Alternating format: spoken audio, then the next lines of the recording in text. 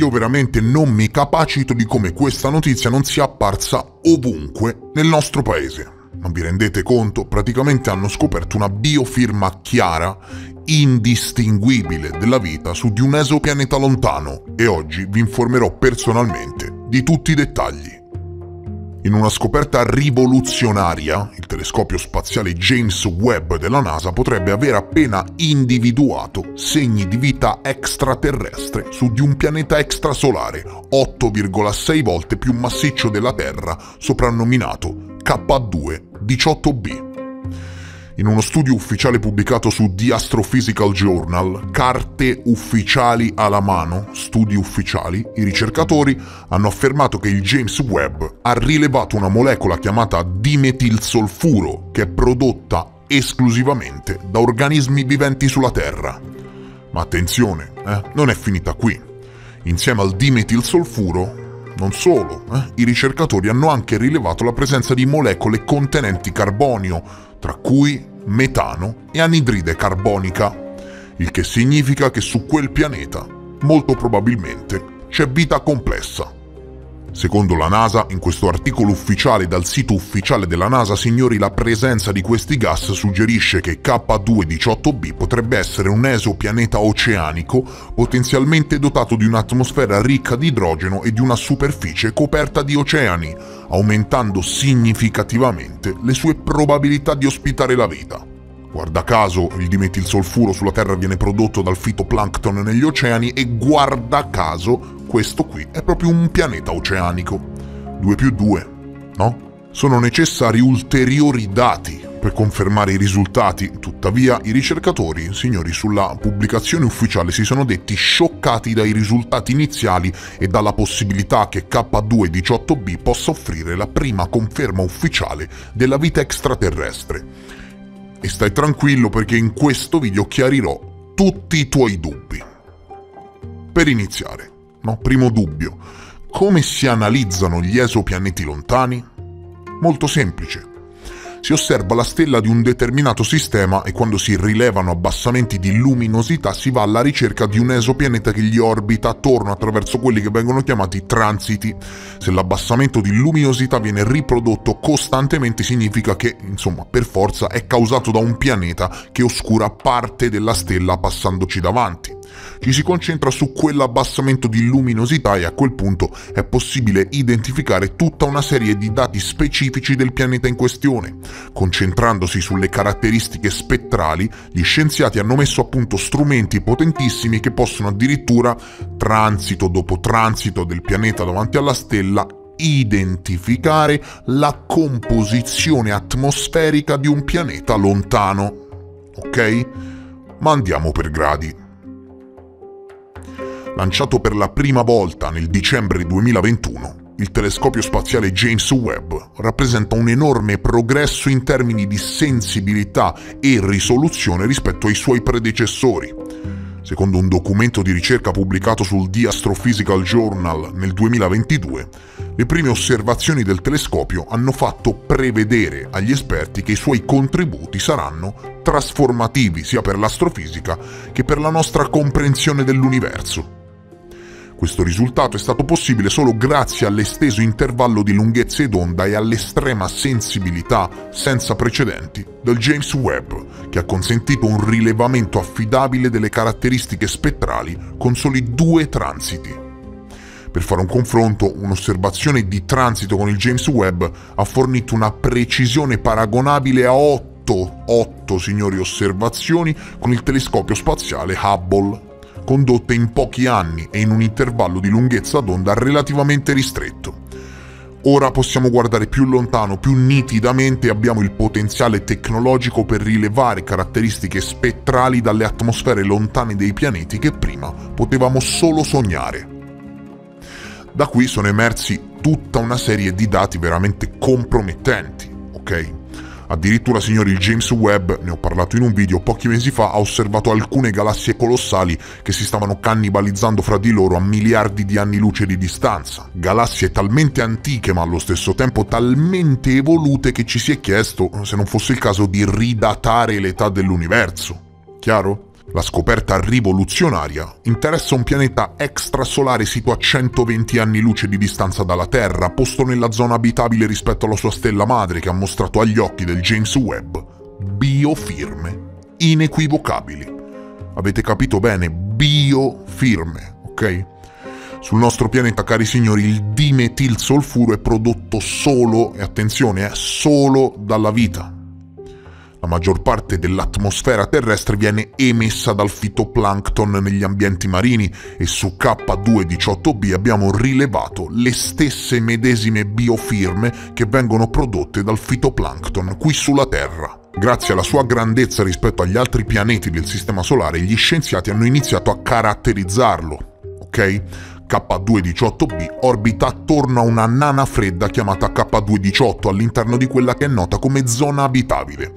Con una dimensione compresa tra la Terra e Nettuno, gli scienziati lo hanno caratterizzato come un pianeta subnettuniano e per ora sfida letteralmente qualsiasi confronto con i pianeti del nostro Sistema Solare.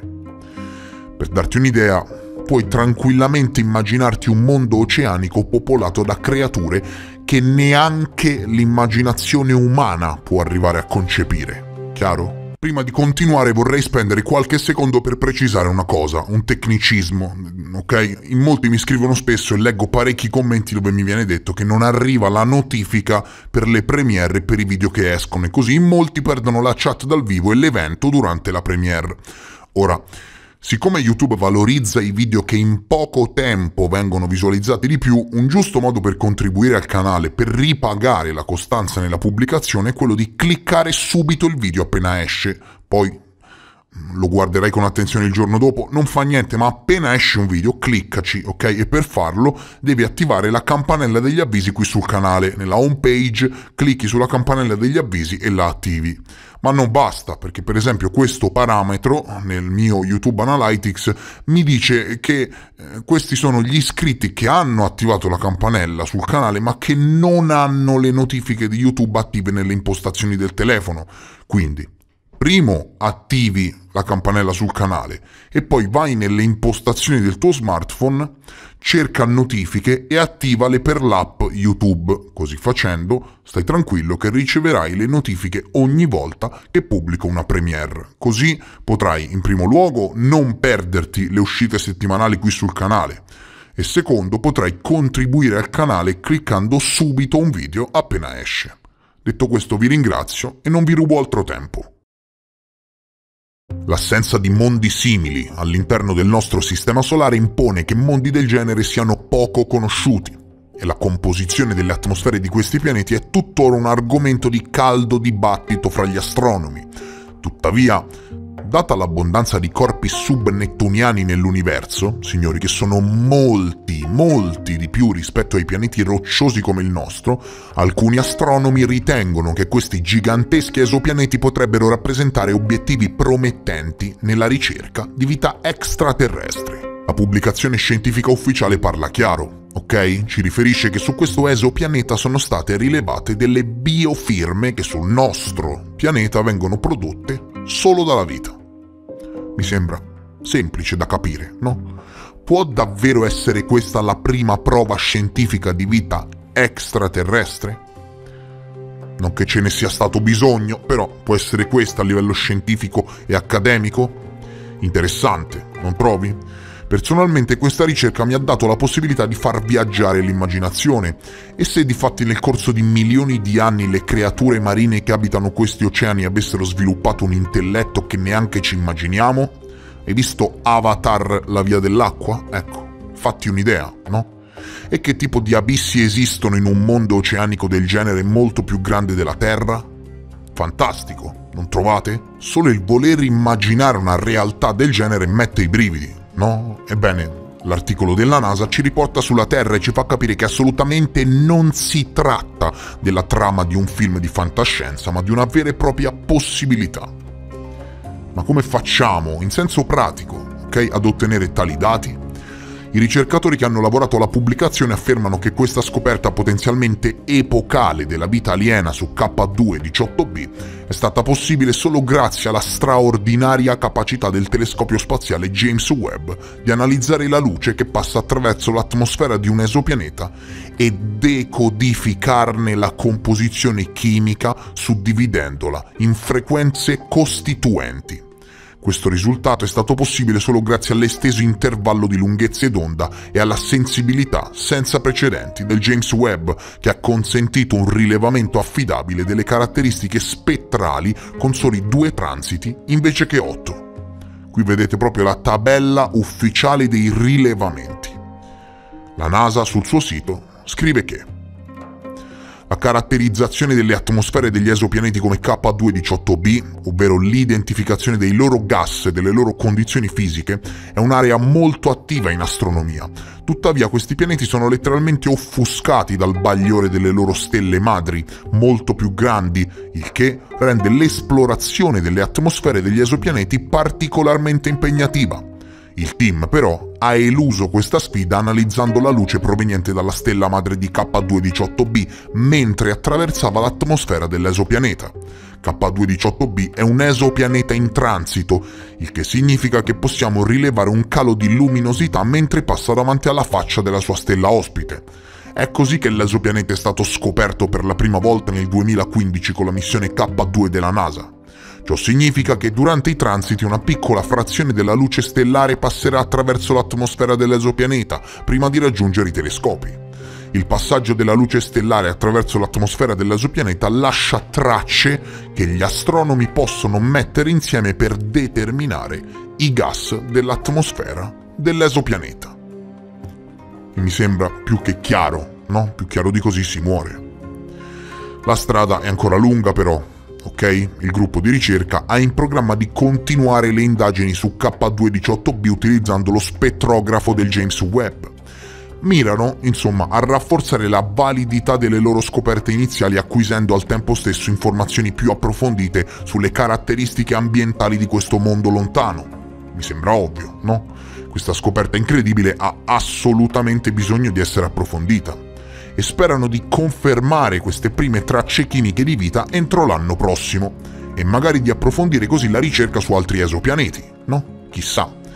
Se la vita è così tenace da adattarsi ad ogni ambiente conosciuto, quanta vita c'è là fuori e soprattutto, no? Chiediamoci questo, se abbiamo trovato biofirme su di un pianeta ricoperto da oceani così lontano, cosa ci riservano pianeti come T-Garden B? Cosa ci riservano pianeti rocciosi magari ricoperti di foreste, laghi e oceani? A livello statistico, proprio a livello matematico, certo, numeri alla mano, ci sono talmente tante possibilità là fuori, credetemi se ve lo dico, che la fantasia non è all'altezza della realtà. L'ESI, ossia l'Earth Similarity Index, è il parametro con il quale si caratterizza un esopianeta rispetto alla Terra. Molto semplice. Quelli con un punteggio più alto sono quelli più simili alla Terra finora scoperti, e l'esopianeta, e quindi il pianeta che orbita attorno alla propria stella, esopianeta significa questo, l'esopianeta più simile alla Terra mai scoperto finora è T-Garden B con un ESI dello 0,95%. Pensate che l'1% è identico alla Terra, ebbene T-Garden B ha un ESI dello 0,95%, quindi significa che è simile alla Terra al 95%. Parliamo di un esopianeta orbitante nella cosiddetta zona abitabile della stella T-Garden, distante circa 12,5 anni luce dal Sistema Solare, e gli scienziati hanno stimato che su gran parte del pianeta c'è una temperatura media di circa 28 gradi, con rocce, con un nucleo ferroso, come la Terra, e presenza abbondante di acqua. Ora, io, in tutta la mia ignoranza, mi chiedo, ma se su K2-18b, che è molto più lontano di T-Garden B e apparentemente più inospitale per la vita per come la conosciamo, hanno rilevato biofirme chiare, che addirittura stanno portando alla prima rivelazione di vita aliena da parte della NASA, cosa troveremo, no? Su T-Garden B? E soprattutto, gli studi verranno concessi al pubblico? Perché magari potrebbero rimanere rilegati solo in ambito militare, no?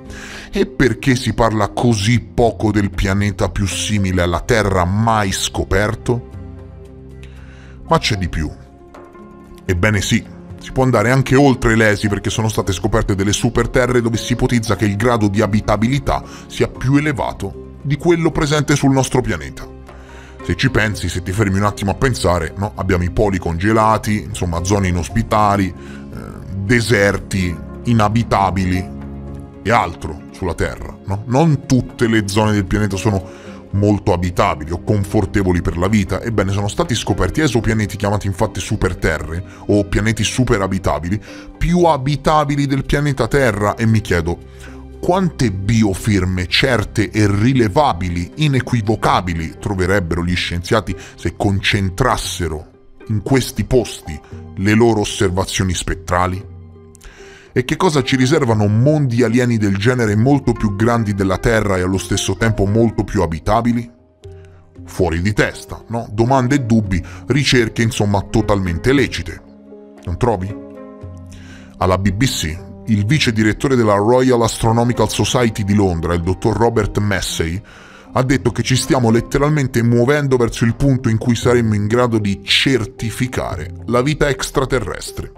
E con le prossime osservazioni del James Webb, il team di ricerca del dottor Madhusudhan, che hanno scoperto le biofirme su K218b, sarà effettivamente in grado di dimostrare se il dimetilsolfuro è effettivamente presente a livelli significativi nell'atmosfera del pianeta.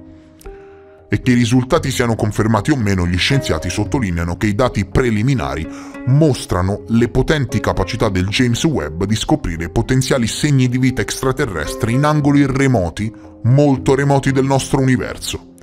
Ciò significa che basta concentrarsi su pianeti con un ESI più elevato, basta concentrarsi sulle superterre per ottenere la certezza scientifica inequivocabile di vita extraterrestre.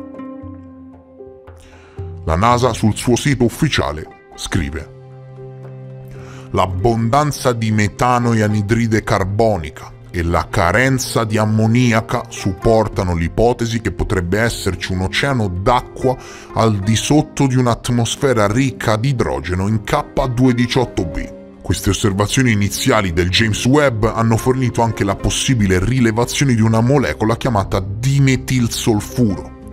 Sulla Terra questo è prodotto solo dalla vita. Attenzione alle parole, per favore. Scrivono solo.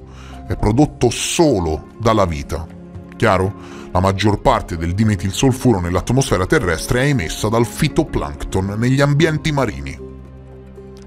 Per non parlare del fatto che sono stati rilevati anche gas carboniosi, ok? Metano e anidride carbonica.